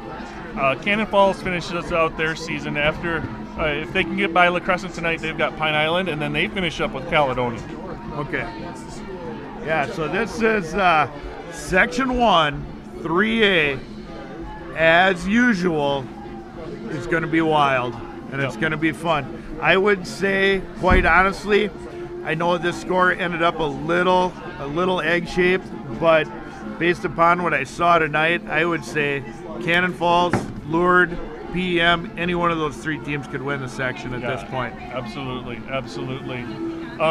Lourdes did it tonight with a really nice running game. They really did. They started things off with that pick with Jans in the first quarter. Ran that back for a pick 6. The running game looked really nice. I thought the Bulldogs did a good job against a team that passed really well last week. This Lourdes team, and Lourdes defense played really well all night as well. Kyler Lamb made some big plays. Lourdes did a nice job of line of scrimmage on Caden Peters. Aaron Martinez had a very nice game at running back for the Bulldogs. Herbert was in on some plays as well. Picking up some yardage for the Bulldogs, but yeah, I was impressed. Both the Bulldogs and the Eagles had some real workmanlike drives. Didn't have really any home runs. Really, I would say the only home runs we had, to me, well, they weren't even home runs. The Lourdes hit 1 home run on a pick 6, and Kyler Lamb hit a deep triple all the way down on that long run, but Lourdes was able to keep him out of the end zone. Yeah, super impressed with both of these teams, super impressed with the young players on both sides, veterans, everything. It is going to be fun to watch how this season plays out for all of these teams in 1 AAA. Yep, and some good young players. Obviously, we see the senior leadership, but some good young players on both sides of the ball here. It's going to be a good matchup here for the next few years. Yeah. So we're going to close it off tonight here at in Elgin at Bulldog Stadium. Bulldogs come up short tonight, 27-8 to the Lourdes Eagles. We will be back on the mic in 2 weeks for the MEA game on Wednesday night. Yep, and again, just a big thank you to those folks that help us out here in the live stream booth. Mr. Adam Oleg gets the stats ready, helps us with the spotting tonight. We had Mr. Bill Erkey in with some input for us. Randy Spring, Tommy Spear up here. Alan Miller of Little Red Dairy and Cheese Curd fame. Yep, runs the camera.